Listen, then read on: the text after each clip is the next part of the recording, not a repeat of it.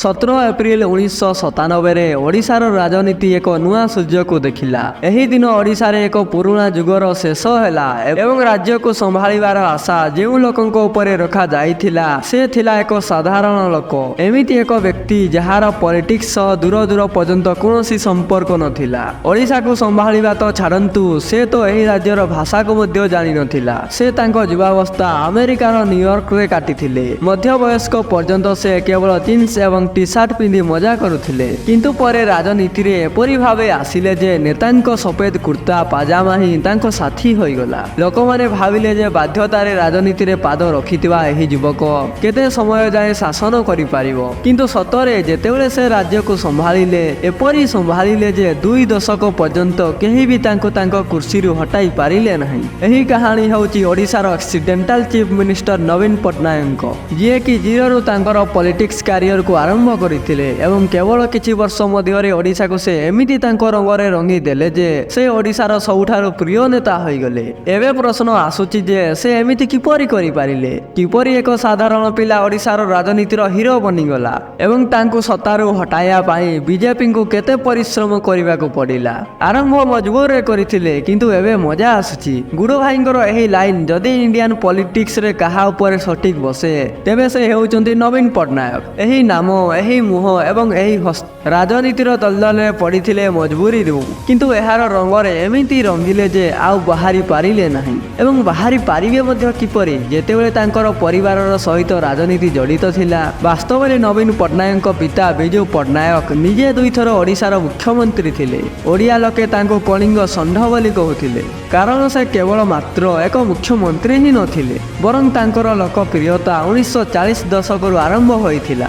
ତାଙ୍କ ଜୀବନରେ ସେ ଏକ ପାଇଲଟ ଥିଲେ, କିନ୍ତୁ ଦେଶର ସ୍ୱାଧୀନତାରେ ତାଙ୍କର ଏକ ଗୁରୁତ୍ୱପୂର୍ଣ୍ଣ ଅଭିନୟ ଥିଲା। ସ୍ୱାଧୀନ ଭାରତରେ ସେ ଓଡ଼ିଶା ପାଇଁ ଅନେକ କାମ କରିଥିଲେ, ଯାହା ଫଳରେ ଲୋକମାନେ ରୋଜଗାର ପାଇଥିଲେ ଏବଂ ଓଡ଼ିଶାର ଉନ୍ନତି ହୋଇଥିଲା। କିନ୍ତୁ ଆସ୍ତେ ଆସ୍ତେ ରୋଜଗାର ଠାରୁ ରାଜନୀତି ପ୍ରତି ତାଙ୍କର ଆଗ୍ରହ କେବେ ବଢ଼ିଗଲା ତାହା ସେ ମଧ୍ୟ ଜାଣିନଥିଲେ। ନେହେରୁଙ୍କ ଶାସନ କାଳରେ ସେ 2 ବର୍ଷ ଯାଏଁ ଏକଥର ଓଡ଼ିଶାର ମୁଖ୍ୟମନ୍ତ୍ରୀ ମଧ୍ୟ ହୋଇଥିଲେ। କିନ୍ତୁ ଏହି ସୁଯୋଗ ତାଙ୍କୁ 1990 ମସିହାରେ ଜନତା ପାର୍ଟିର ବିଜୟ ସହିତ ମିଳିଥିଲା। 5 ବର୍ଷ ଜନତା ଦଳ ପକ୍ଷରୁ ମୁଖ୍ୟମନ୍ତ୍ରୀ ରହିବା ପରେ 1995 ମସିହାରେ ସେ ବାଧ୍ୟ ହୋଇଥିଲେ ଏବଂ 1997ରେ ସାଙ୍ଗର ମୃତ୍ୟୁ ଘଟିଲା।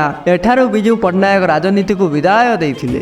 କିନ୍ତୁ ଏବେ ନବୀନ ପଟ୍ଟନାୟକଙ୍କୁ ରାଜନୀତିର ଦାୟିତ୍ୱ ନିର୍ବାହ କରିବାକୁ ପଡ଼ିଲା। ଯଦିଓ ସେ ପରିବାରରେ ସବୁଠାରୁ ଛୋଟ ଥିଲେ ଏବଂ ତାଙ୍କର ବଡ଼ ଭାଇ ଏବଂ ଭଉଣୀ ମଧ୍ୟ ଥିଲେ, କିନ୍ତୁ ଏହି ଦାୟିତ୍ୱ ତାଙ୍କ ଉପରେ ଆସିଥିଲା କାରଣ ତାଙ୍କର ବଡ଼ ଭାଇ ପ୍ରେମ ପଟ୍ଟନାୟକ ରାଜନୀତିକ ମଞ୍ଚରେ ପ୍ରବେଶ କରିବାକୁ ଅସ୍ୱୀକାର କରିଥିଲେ। ସେହିପରି ତାଙ୍କର ଭଉଣୀ ଆଗରୁ ବିବାହ କରି ଆମେରିକାରେ ନିଜ ଘର ଗଢ଼ିଥିଲେ। ଏହି ପରିସ୍ଥିତିରେ ବିଜୁ ପଟ୍ଟନାୟକଙ୍କର ରାଜନୈତିକ ଉତ୍ତରାଧିକାରୀ ହେବାର ଭାର ସିଧାସଳଖ ନବୀନ ପଟ୍ଟନାୟକଙ୍କ ଉପରେ ଥିଲା। ମଜବୁରୀରେ ଜିନ୍ସକୁ ଛାଡ଼ିକି କୁର୍ତ୍ତା ପାଜାମାକୁ ଆପଣାଇଲେ, କିନ୍ତୁ ସେ ଆଗକୁ ଯାଇ କେତେ ସକ୍ସେସଫୁଲ ହେବେ ତାହା ଜଣା ନଥିଲା। ପରିସ୍ଥିତି ଏପରି ଯେ ନବୀନଙ୍କୁ ନିଜର ମାତୃଭାଷା ଓଡ଼ିଆ ମଧ୍ୟ କହିବା ଆସୁନଥିଲା। ବାସ୍ତବରେ ଯଦି ଆମେ ନବୀନ ପଟ୍ଟନାୟକଙ୍କ ଛୋଟବେଳ କଥା ଜାଣିବା, ତାଙ୍କର ପଢ଼ାଶୁଣା ମହସୁର ଡୁନ୍ ସ୍କୁଲରେ ହୋଇଥିଲା। ପରେ ସେ ଦିଲ୍ଲୀର କିରଡ଼ିମଲ କଲେଜରୁ କଳା ବିଷୟରେ ଗ୍ରାଜୁଏସନ କରିଥିଲେ। ଏହି ସମୟରେ ସଞ୍ଜୟ ଗାନ୍ଧୀ ତାଙ୍କ ସହପାଠୀ ଥିଲେ ଏବଂ ସ୍କୁଲରେ ଲୋକେ ନବୀନଙ୍କୁ ପପୁ ବୋଲି କହୁଥିଲେ। ଏହା ସ୍ପଷ୍ଟ ଯେ ତାଙ୍କ ଛୋଟବେଳ ରାଜନୀତି ଓ ମାତୃଭାଷା ଓଡ଼ିଆ ଛାୟାରୁ ଦୂରରେ କଟିଥିଲା ଏବଂ ତାଙ୍କ ଯୁବକାଳ ନ୍ୟୁୟର୍କର ଉଚ୍ଚ ଦରଜାର ପାର୍ଟିଗୁଡ଼ିକରେ କଟିଥିଲା।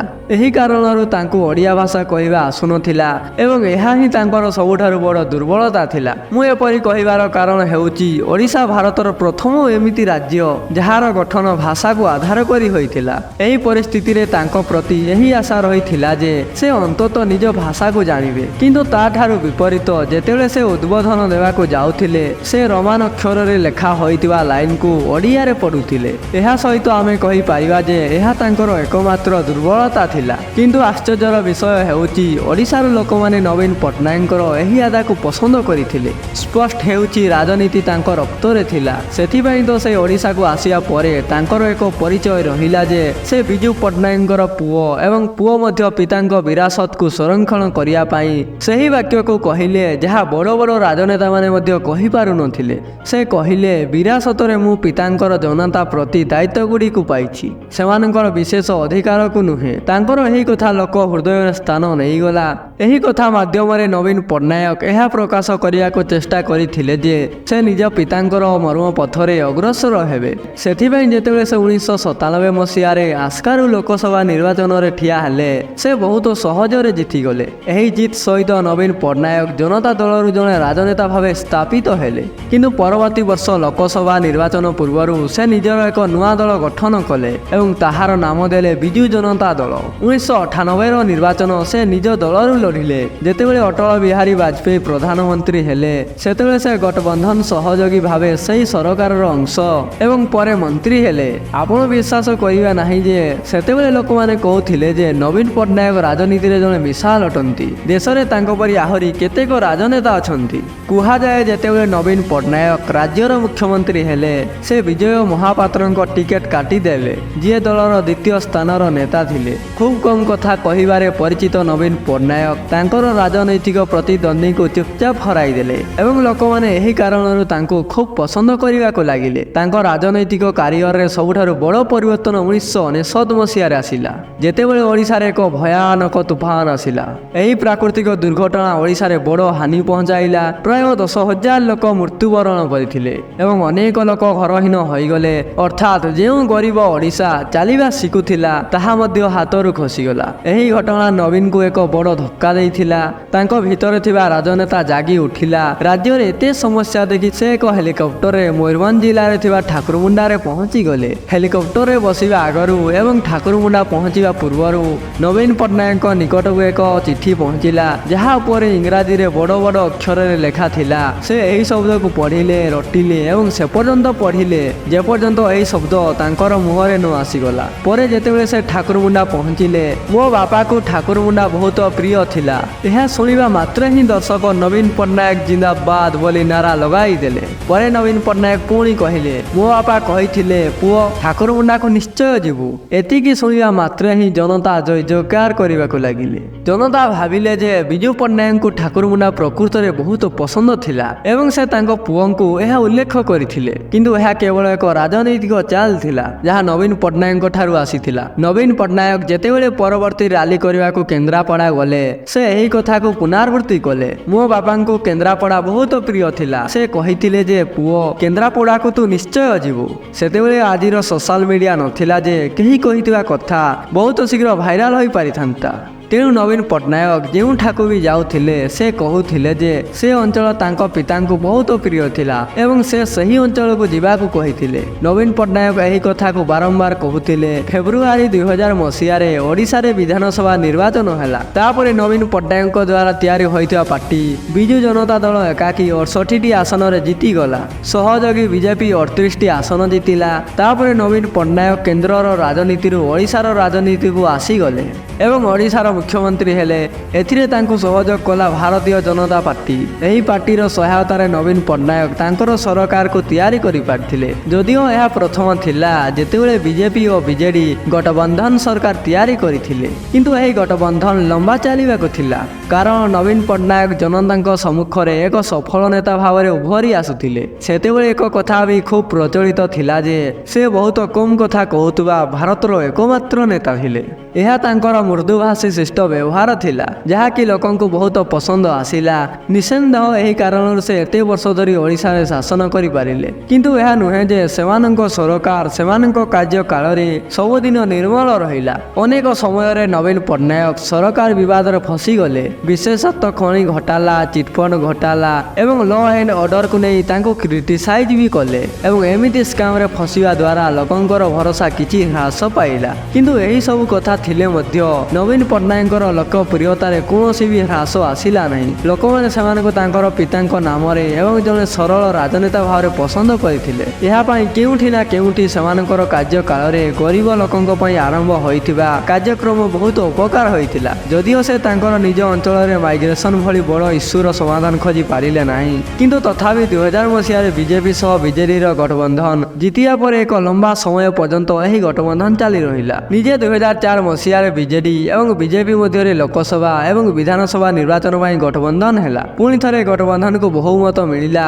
ଏବଂ ନବୀନ ପଟ୍ଟନାୟକ ମୁଖ୍ୟମନ୍ତ୍ରୀ ହେଲେ। ଏହି ନିର୍ବାଚନରେ ବିଜେଡି 61ଟି ବିଧାନସଭା ଆସନ ଜିତିଥିଲା, ବିଜେପି 32ଟି ଆସନରେ ଜିତିଲା। 21 ମଧ୍ୟରୁ 11ଟି ଆସନ ବିଜେଡି ଦଖଲ କରିଥିଲା, 7ଟି ଆସନ ବିଜେପି ପାଇଥିଲା। କିନ୍ତୁ ସେମାନଙ୍କର ଗଠବନ୍ଧନରେ ଦରାର ଆସିଗଲା ଯେତେବେଳେ 2009 ମସିହାରେ ଦୁଇ ପାର୍ଟି ଅଲଗା ଅଲଗା ନିର୍ବାଚନ ଲଢ଼ିଲେ। ଏହି ନିର୍ବାଚନରେ ବିଜେଡି ଶାନଦାର ପ୍ରଦର୍ଶନ କଲା, 147ଟି ବିଧାନସଭା ଆସନରୁ 103ଟି ଆସନରେ ଜିତିଲା, ଯେତେବେଳେ ବିଜେପି କେବଳ 6ଟି ବିଧାନସଭା ଆସନରେ ସୀମିତ ହୋଇଗଲା। ସେହିପରି ଲୋକସଭାରେ ବିଜେଡିକୁ 14ଟି ଆସନ ମିଳିଲା, ଯେତେବେଳେ ବିଜେପିକୁ କୌଣସି ଆସନ ମିଳିଲା ନାହିଁ। ଏହାପରେ ଏକ ଲମ୍ବା ସମୟ ପର୍ଯ୍ୟନ୍ତ ଓଡ଼ିଶାରେ ବିଜେଡିକୁ କେହି ବି ହରାଇ ପାରିଲେ ନାହିଁ।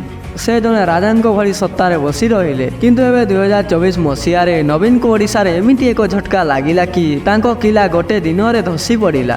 ଏଠାରେ ମତଦାତାମାନେ ଭାଜପାଙ୍କ ହାତରେ ନା କେବଳ ଲୋକସଭାର ଲଗଭଗ ସମସ୍ତ ଆସନ ଦେଇଦେଲେ, ବରଂ ବିଧାନସଭାରେ ପୂର୍ଣ୍ଣ ବହୁମତ ଦେଇ ସରକାର ଗଠନ କରିବାକୁ ରାସ୍ତା ସଜାଇ ଦେଲେ। ଯଦି ଆପଣ ଭାବୁଛନ୍ତି ଯେ ଏହା କେବଳ ନବୀନଙ୍କର ଲୋକପ୍ରିୟତାର କମିବାକୁ ନେଇ ହେଲା, ତ ଏମିତି ନୁହେଁ। ବରଂ ଏହା ଏଥିପାଇଁ ହେଲା କାରଣ ଦେଶରେ ନରେନ୍ଦ୍ର ମୋଦିଙ୍କର ଛବି ଏତେ ବଡ଼ ହୋଇ ଯାଇଥିଲା କି ଲୋକମାନେ ତାଙ୍କ ପକ୍ଷରେ ଭୋଟ ଦେଇଦେଲେ। ଏହା ବ୍ୟତୀତ ଅପୋଜିସନଙ୍କ ଅଭାବରୁ ବିଜେପିର ଛବି ସାରା ଦେଶରେ ଶକ୍ତିଶାଳୀ ହୋଇ ଚାଲିଲା। ଏହା ସ୍ପଷ୍ଟ ଯେ ଏହାର ପ୍ରଭାବ ଓଡ଼ିଶାରେ ମଧ୍ୟ ପଡ଼ିଲା ଏବଂ ସବୁବେଳେ ନବୀନଙ୍କୁ ସମର୍ଥନ କରୁଥିବା ଲୋକମାନେ ହଠାତ୍ ନରେନ୍ଦ୍ର ମୋଦିଙ୍କୁ ସମର୍ଥନ କଲେ। ଏହା ଏଥିପାଇଁ ମଧ୍ୟ ହେଲା କାରଣ ଏବେ ନବୀନ ପଟ୍ଟନାୟକଙ୍କର ପାର୍ଟି ଏବଂ ସରକାର ଉପରେ ସେମାନଙ୍କର ଅଧିକ ନିୟନ୍ତ୍ରଣ ରହିନଥିଲା। ଏହାର କାରଣ ହେଉଛି ସେମାନଙ୍କର ଅଧିକାଂଶ କାମ ରାଜନେତା ଭାବରେ ଉପସ୍ଥାପନ କରିଥିବା ଭିକେ ପାଣ୍ଡିଆନ ଦ୍ୱାରା କରାଯାଉଥିଲା।